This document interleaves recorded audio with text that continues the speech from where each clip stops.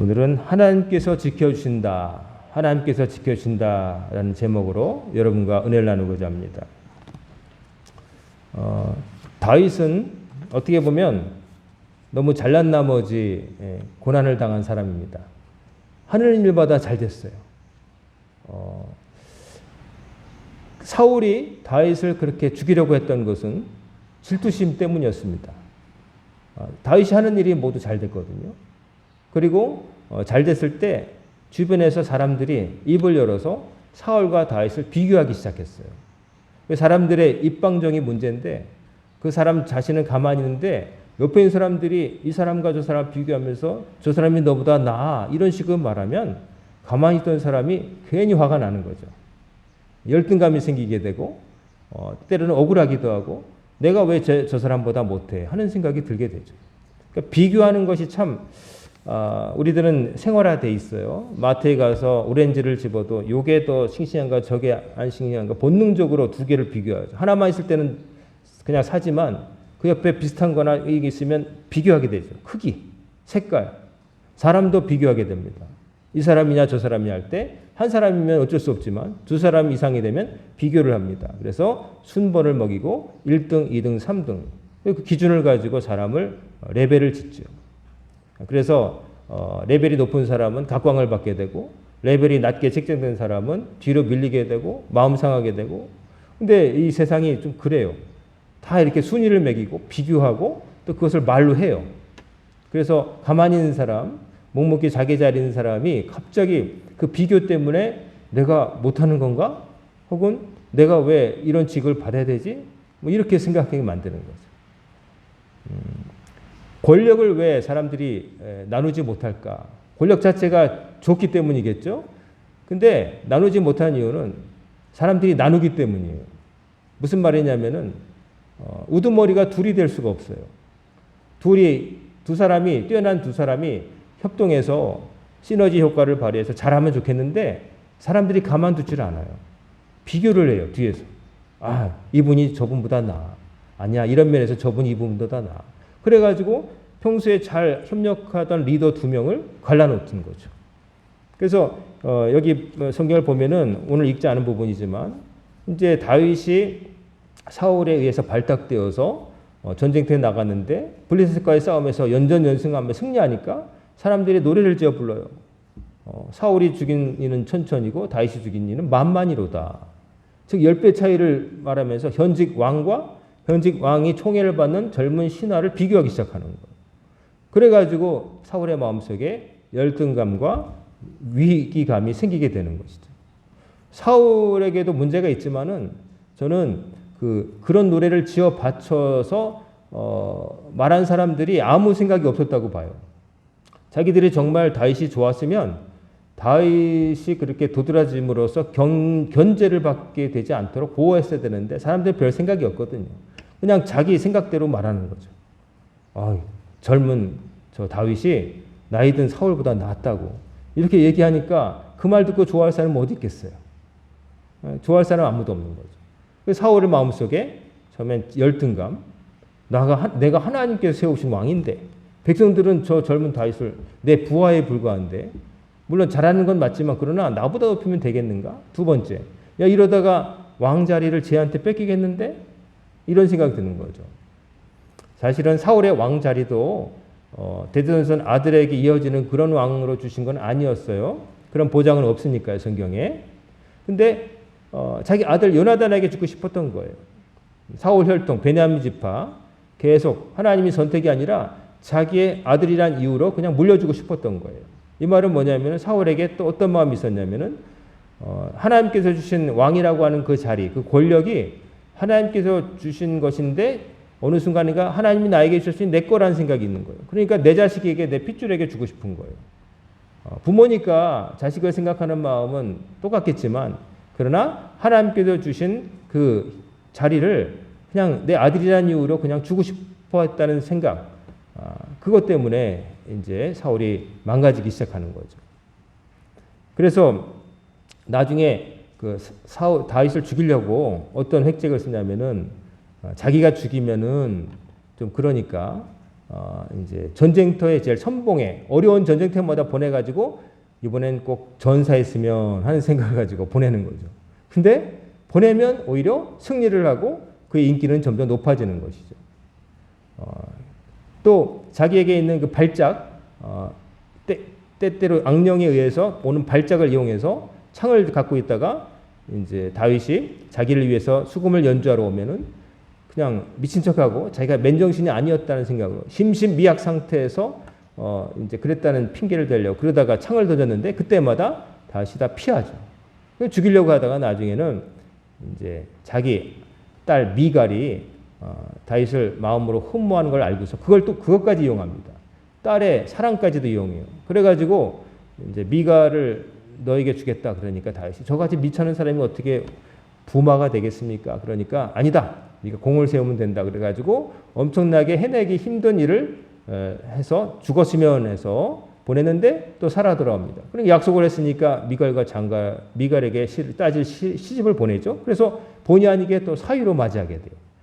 그리고 다윗은 자기의 신하이자 가장 유능한 신하이자 자기 아들 요나단의 절친 베스트 프렌드이자 베프이자 또 이제는 자기의 식구가 된 거예요.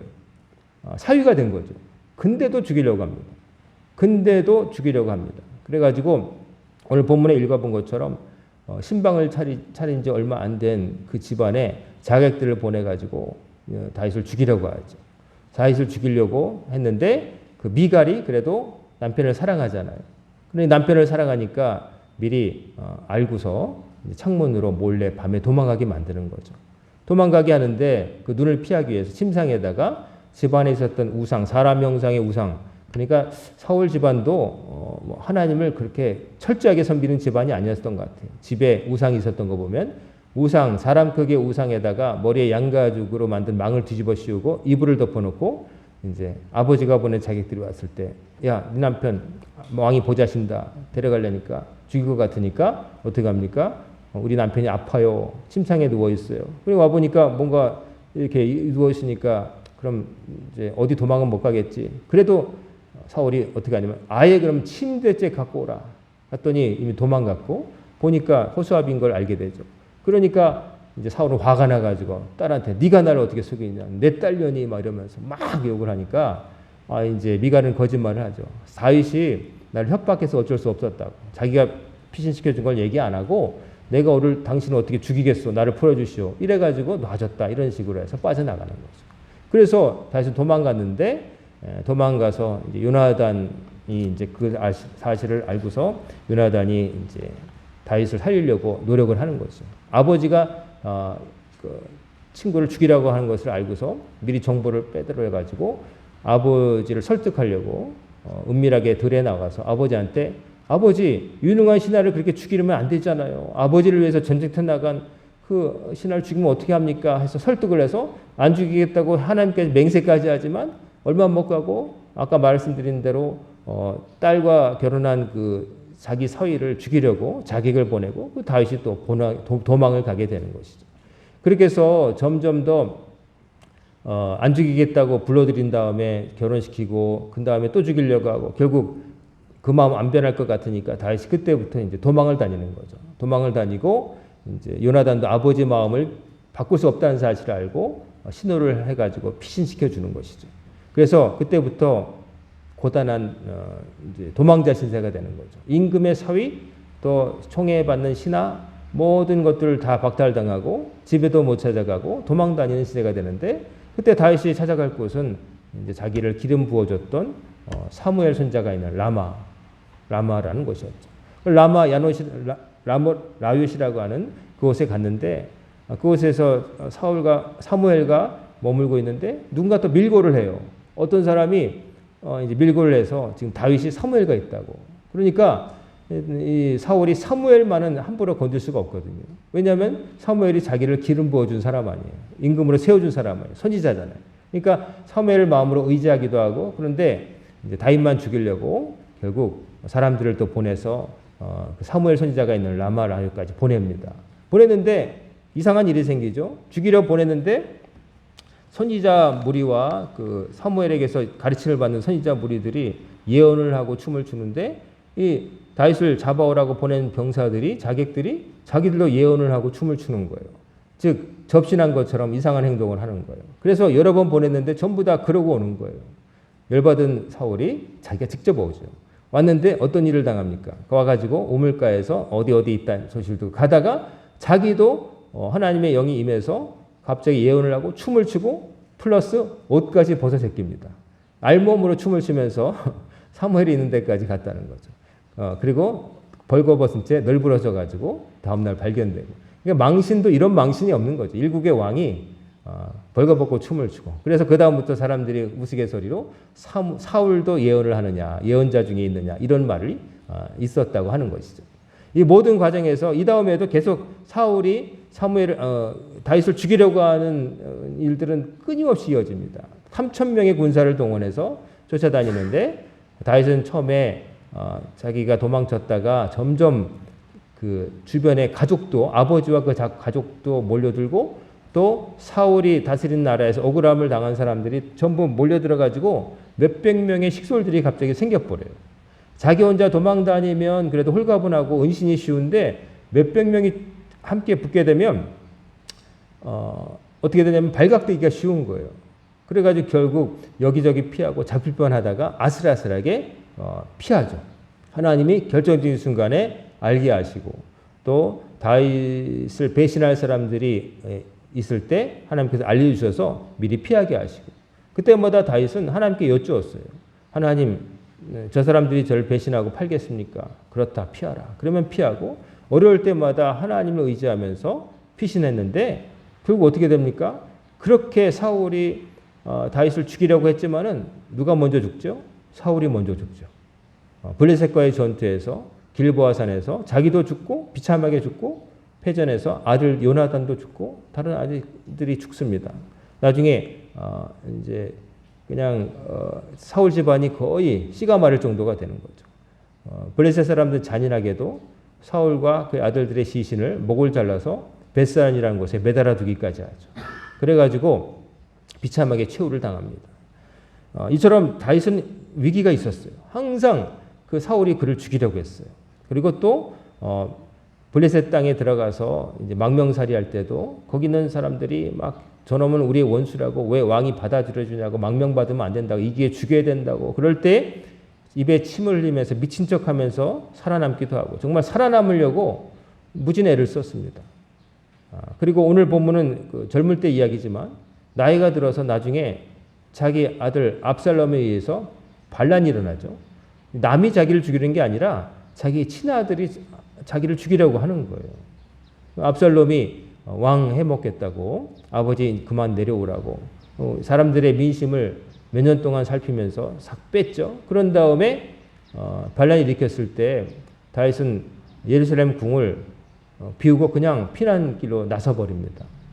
첫 번째 이유는 이미 주변 사람들이 다 배신을 해서 싸워봤자 승산이 없다. 두 번째, 친아들과 그 원수로 만나기 싫었던 거예요.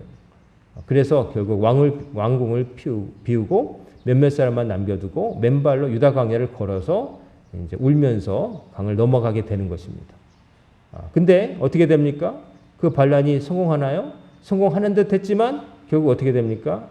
결국 그 압살롬은 그가 자랑했던 긴 머리칼이 나무에 걸려가지고 말 타고 가다가 그것 때문에 매달리게 되고 그때 다윗의 오른팔과 같았던 다윗의 조카뻘인 요압 장군이 그냥 다윗이 아들만큼은 살려두라고 했는데도 불구하고 바근이다 불씨가 된다 싶어가지고 그냥 죽여버리죠. 창으로 찌르고 사람들이 몽둥이로 패서 비참하게 죽고 마는 거죠. 다윗은 그 위기 속에서 살아남습니다. 이렇게 다윗의 삶은 위기가 항상 있었어요. 참 간당간당하고 풍전등화와 같이 힘들었는데 그러나 그는 꼭 그때마다 살아남습니다. 누가 지켜주셨을까요? 하나님이 그를 살려주신 거예요. 하나님을 의지했고 하나님을 의지하는 믿음으로 그가 정신적으로 무너지지 않았어요. 오히려 시를 지었어요.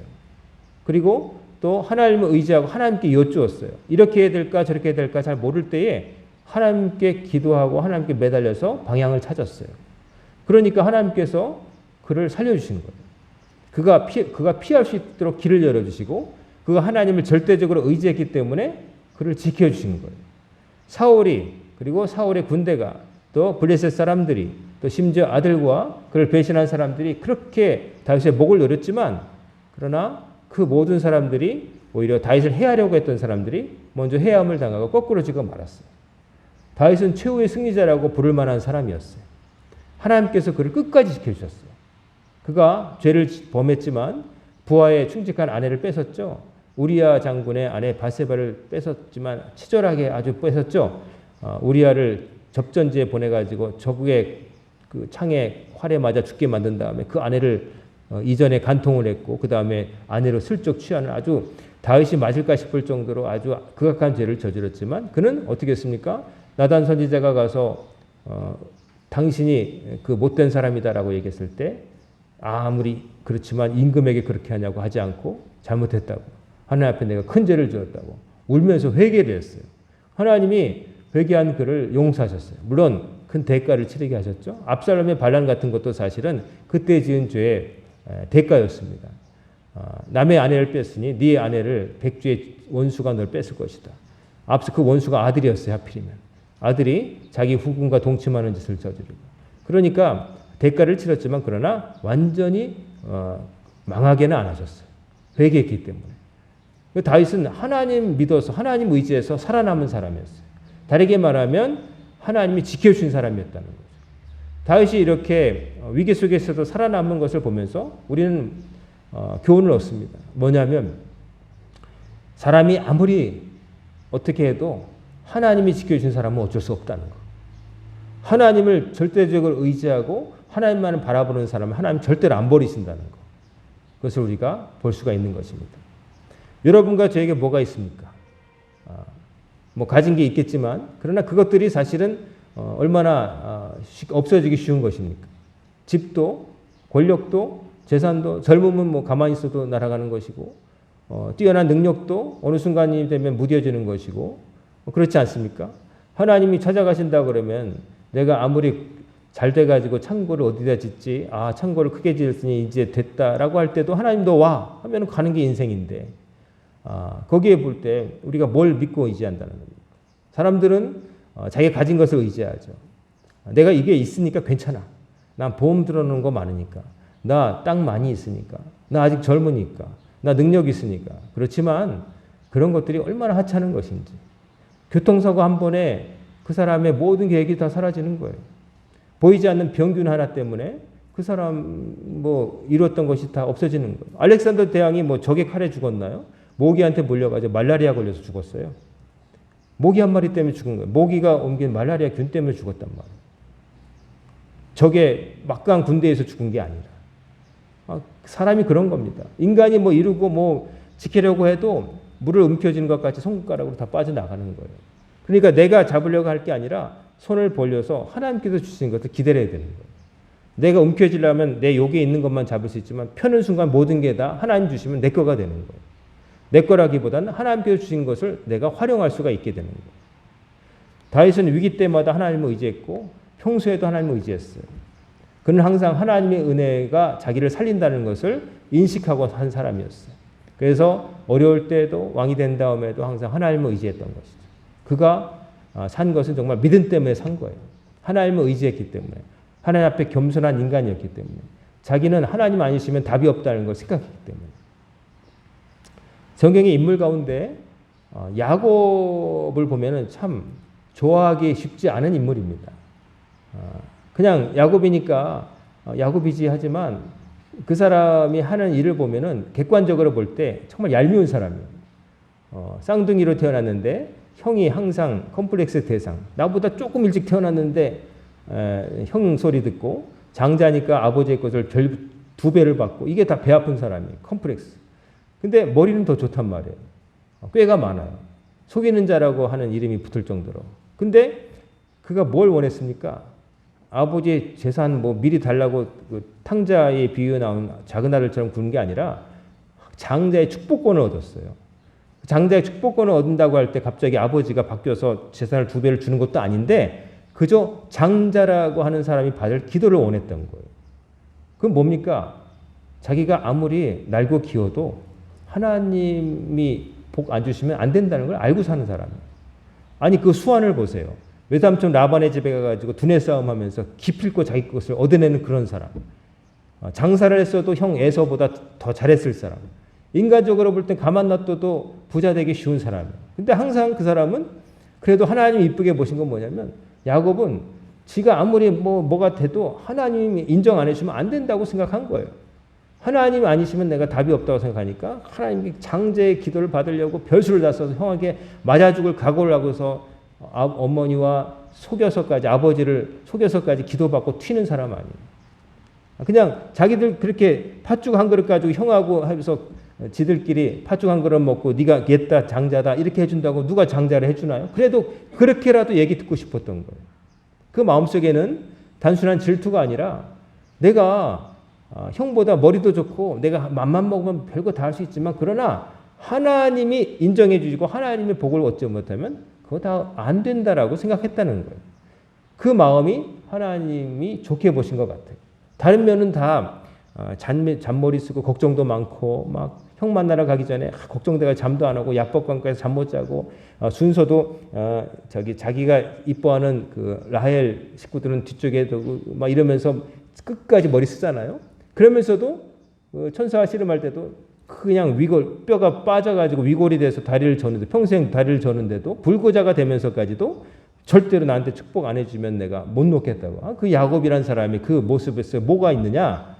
하나님이 저를 지켜주셔야 돼요. 하나님 아니시면 저는 인생에 답이 없어요. 라고 매달리는 그 절박한 믿음을 보신 거예요. 나 잘났으니 하나님 필요 없습니다.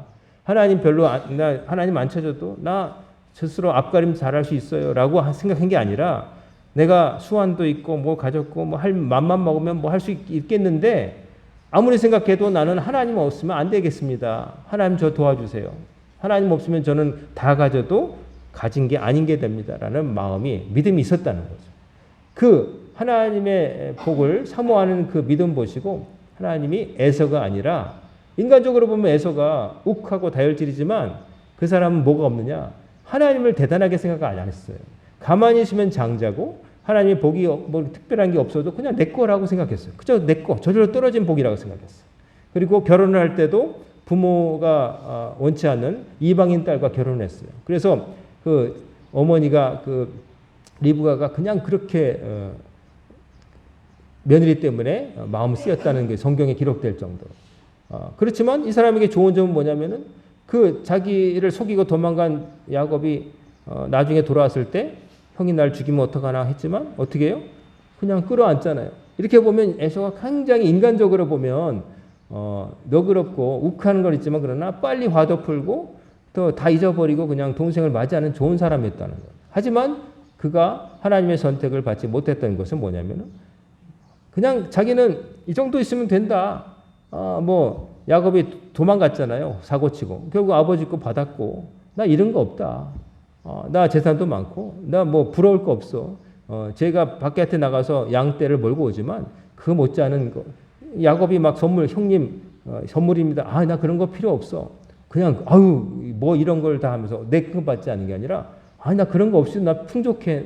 너 여기 다시 왔는데 그거 해. 이럴 정도로 부족함이 없어요. 겉으로 볼 때는 화통하고 괜찮은 사람이지만 그에게 없는 것이 한 가지 있으니 나는 이것으로 되었고 하나님의 도우심은 별로 필요 없다는 거예요. 별 그런 거에 생각이 없는 거예요. 대놓고 하나님 필요 없다고 말 안 했지 모르지만 그의 삶에 하나님이 중심이 아닌 거예요. 다른 것이 갖춰지면 괜찮은 거예요. 우리가 그렇게 되면 안 될 줄 압니다. 나 괜찮고 경제적 수입이 어느 정도 있고 몸이 그다지 아프지 않고 하는 일이 별 문제 없고 자식들도 속 안 새기고 잘 되니까 난 괜찮아. 난 즐길 일도 있고 나는 뭐 만날 사람도 많고 당장 부르면 10분 내에 올 친구도 많고 같은 걸 즐기는 사람도 많고 나 잘 돼. 별로 노후 걱정 없어. 그러니 하나님은 글쎄 아주 아파보지면 한번 매달려 볼까? 이런 생각으로 살면 안 된다는 거죠. 하나님 아니시면 답이 없다는 것을 생각을 해야 돼요.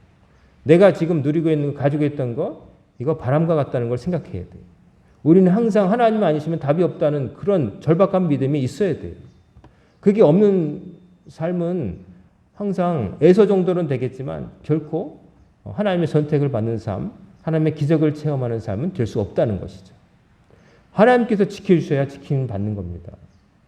여러분이 지키려고 아무리 백방을 애를 써도 10사람이 한 사람의 도덕을 못 지킨다고, 못 막는다고 그랬잖아요. 하나님이 지켜주셔야 지키는 자의 지킴이 깨어있는 것이 의미가 있다고. 하나님밖에 없다는 걸 여러분 기억하시길 바랍니다. 어려울 때뿐만 아니라 평소에도 하나님이 잊지 마시기 바랍니다. 어려울 때 당연히 찾아야 되겠지만 어렵지 않다고 느슨해지면 안 됩니다. 하나님 아니시면 다 날아가는 겁니다. 대신 하나님과 함께 있으면 하나님이 지켜주시는 겁니다. 다윗처럼. 모든 것을 다 잃어버리고 도망다녀도 결국 마지막에 웃게 하시는 분 하나님이시라는 것이죠. 오늘 주님 앞에 나오셨습니다. 세상 사람들은 금요일부터 월요일까지 이어지는 날이라고 해서 제주도를 갈까, 일본을 갈까, 이렇게 고민하고 또 이런 세상인데 여러분 하나님과의 약속이 선약이라는 것을 여러분 지키시길 바랍니다. 지켜야 됩니다. 그게 예수 믿는 사람들의 프라이드입니다. 예수 믿는 사람이 어디서 구별되겠어요? 대문 앞에다가 다니는 교회 교패 붙여놓는다고 교인이겠어요? 승용차 앞에다가 그 백미러 앞에다가 그 십자가 목걸이 걸어놓는다고 진짜 예수 믿는 사람이 되겠어요? 성경책 끼고 다닌다고 예수 믿는 사람 되겠어요? 마음속에 예수님이 있어야죠. 마음속에 예수님과 하나님과 관계가 있어야죠. 그걸 지키는 사람이어야 되는 것이죠. 우리가 한 번밖에 없는 인생 살아가면서 그 인생이 중요하다면은 그 인생을 누가 지켜주신지를 바로 알아야 됩니다. 하나님밖에 없습니다. 하나님을 2번, 3번, 4번으로 놓고서 하나님 믿는다고 말하는 것은 하나님 앞에 가증스러운 일이에요. 그렇게 믿지 않으면서 그렇게 한다고 거짓말하니까요. 최소한 난 안 믿는다라고 말해요. 그거는 거짓말 아니니까. 하지만 믿는다고 하면서 다른 걸 믿고 살거나 하나님을 내 도구처럼 부리려고 하면 절대 안 됩니다. 그거는 하나님을 향한 도리가 아닙니다. 다시금 말씀드리지만 하나님께서 지켜주신다. 즉 반대로 말하면 하나님께서 멀어지면 내가 지키려고 해도 아무것도 지킬 수 없다는 사실을 여러분 기억하시기 바랍니다. 하루하루 저 시계의 초침이 움직이는데 초침이 거꾸로 갈 리는 없겠죠. 저 초침이 움직이는 만큼 가장 확실한 것은 우리가 주님 앞에 서게 될 순간은 가까워왔다는 사실입니다. 언제 그때인지 내가 확정할 수는 없지만 저 시계의 초침이 점점점 하나하나 갈 때마다 한 칸 한 칸 갈 때마다 여러분과 저는 주님 만날 그 심판의 자리로 한 걸음 한 걸음 가고 있다는 생각을 여러분 가끔이라도 하시기 바랍니다. 그리고 그 시간들을 하나님께 바칠 시간들을 여러분 충분히 바치시길 바랍니다. 하나님께 받고 싶은 건 많은데 하나님께 드리는 건 최선화하려고 하는 그런 삶으로 살지 마시고 원하는 게 크다면 하나님께 드리는 것도 크게 하시기 바랍니다. 받고 싶은 게 적으면 적게 하셔도 돼요. 하지만 여러분이 하나님께로부터 정말 중요한 걸 받고 싶으면 여러분도 그에 상응하는 모습으로 하나님을 대하시기 바랍니다. 그게 올바른 도리고 사람을 대할 때도 그러할진데 하나님을 대할 때 하물며 전능하신 하나님을 대할 때 여러분 어떻게 해야 될지 이거는 바보도 알 수 있어요. 초등학생한테도 물어보면 알 거예요. 어린이날 선물 받을 어린 아이들에게도 말해도 알 거예요. 그것을 모른다고 할 수가 없습니다. 오늘 사무엘상 19장에 다윗이 천신만고 끝에 그러나 끝까지 살아남게 하시는 보이지 않는 하나님의 보호하심을 우리가 봤어요. 여러분도 하나님의 보이지 않는 손길로 지켜주시길 주의 이름으로 축원합니다. 그리고 그 지킴을 받고 싶으면 가만히 계시지 마시고 지켜달라고 부르짖어 기도하세요. 기도도 안 하고 하나님께 매달리지도 않고 그러지 마시고 하나님께 매달리세요. 그리고 여러분이 하나님께 드릴 수 있는 최선의 것을 드리시기 바랍니다. 하나님께 드려야 하나님께 받을 자격이 있게 되는 거예요. 하나님이 여러분과 저를 사랑하시지만 아무 기준도 없이 막 사랑하시는 건 아니에요. 우리가 바르게 주님을 섬길 수 있도록 기준이 있으세요. 거기에 맞는 기준은 여러분과 제가 모르지 않습니다. 압니다. 아니까 책임이 있는 겁니다. 아는 거대로, 배운 대로 주님을 섬기시고 하나님께서 지켜주시길 날마다 바라시면서 여러분도 하나님과의 약속을 지키며 사실 때 여러분이 하나님과의 약속을 지킬 때 하나님도 여러분의 삶을 지켜줄 줄로 믿습니다. 오늘 이 말씀을 기억하시고 한 주를 또 살아가시는 여러분과 제가 되기를 주님의 이름으로 축원합니다. 아멘. 기도하겠습니다. 사랑과 은혜가 충만하신 아버지 하나님, 오늘 주님 앞에 나와서 예배드린 이들을 귀하게 보시고 저들이 하나님과의 약속을 지켰으니 주님도 저들과 맺은 언약을 지켜주셔서 저들이 하나님이 되어주시고 저들은 하나님의 백성이 되게 하시고 하나님의 보호하심 아래 살 수 있도록 인도하여 주시옵소서. 오늘부터 시든 한 주간도 주님께 맡깁니다. 하나님 함께 하셔서 우리 성도들의 가정이 평안하게 하시고 저들이 부모에 대한 도리를 다하게 하시고 자녀를 믿음으로 양육하게 하시고 또 모든 만인의 어버이이신 하나님에 대한 도리를 잘 지키며 하나님을 공경하며 하나님께 드리며 살 수 있도록 인도하여 주시옵소서. 예수님의 이름으로 간절히 기도드리옵나이다. 아멘.